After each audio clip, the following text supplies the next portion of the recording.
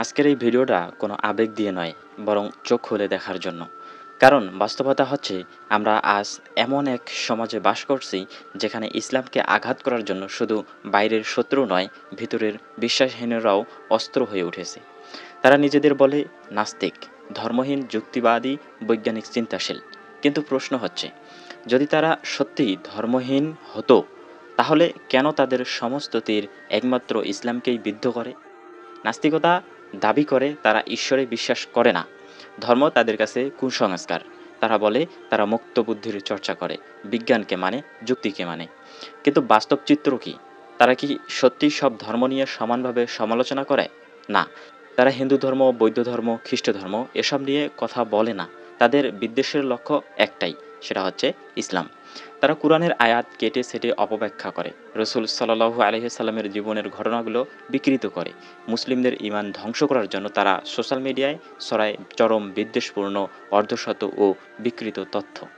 এই কথিত নাস্তিক গোষ্ঠী এমনভাবে তথ্য পেশ করে যেন তারা গবেষণা করেছে, কিন্তু গবেষণা নয়, তাদের কাজ হচ্ছে কুৎসা রটানো।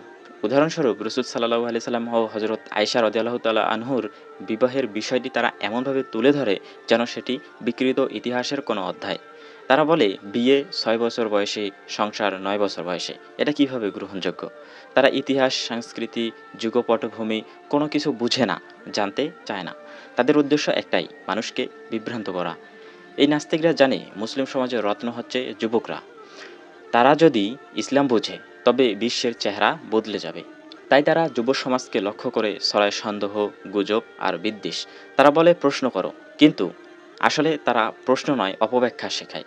এতে মুসলিম যুবকেরা বিভ্রান্ত হয়, আবার অন্য ধর্মের তরুণরাও এই অপব্যাখ্যা দেখে ইসলাম সম্পর্কে ভুল ধারণা নিয়ে ইসলামের বিরুদ্ধে কটাক্ষ করে ফেলে। এভাবে তৈরি হয় অশান্তি, দাঙ্গা, দোষারোপ এবং এক জাতির বিরুদ্ধে আরেক জাতির বিদ্বেষ। প্রশ্ন হলো, এই তথাকথিত নাস্তিকতা কারা চালাচ্ছে? বিশ্বজুড়ে বহু ইসলাম বিরোধী সংস্থা, মিডিয়া এবং রাজনৈতিক গোষ্ঠী এই কাজগুলোর পিছনে সক্রিয়। তারা নাস্তিকতার মুখোশ পরিয়ে মুসলিম তরুণদের ঈমান হরণ করছে।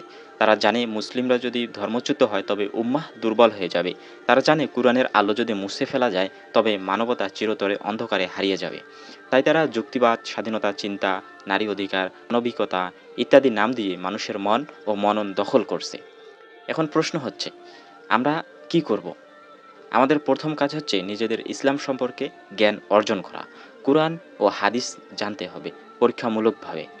দ্বিতীয় কাজ হচ্ছে এই নাস্তিকদের অপব্যাখ্যার যুক্তিগুলো খণ্ডন করতে হবে। একে একে তাদের ফাঁদ ভেঙে দিতে হবে। তৃতীয় কাজ হচ্ছে যুবকদের সচেতন করা। তাদের বোঝাতে হবে ইসলাম কোনো অন্ধবিশ্বাস নয়, বরং এটি একমাত্র পূর্ণাঙ্গ যুক্তিবাদী জীবন ব্যবস্থা। চতুর্থ কাজ হচ্ছে ইসলাম বিদ্বেষী চক্রের আসল চেহারা তুলে ধরা। তাদের উৎস কোথায়, কারা তাদের চালায়, কাদের স্বার্থে তারা কাজ করে, এগুলো সামনে আনতে হবে। আজ ইসলাম শুধু বাইরে থেকে নয়, ভিতরের থেকেও আক্রান্ত। আজকের তথাকথিত নাস্তিক তারকা ইসলাম বিদ্বেষীদের চাষাবাদকারী।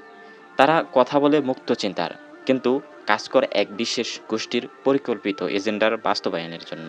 তাদের রুখতে হলে আমাদের জাগতে হবে, ভাবতে হবে, বুঝতে হবে, জানতে হবে। ইসলাম আজ উত্তর চায় না, আজ উত্তর দিচ্ছে। শুধু প্রশ্ন করতে নয়, প্রমাণ করতে সাহসী হও। আওয়াজ তোলো, দায়িত্ব নাও, ইসলামকে জানো, বোঝো, বাঁচাও। এটাই আজকের দিনের চরম আহ্বান।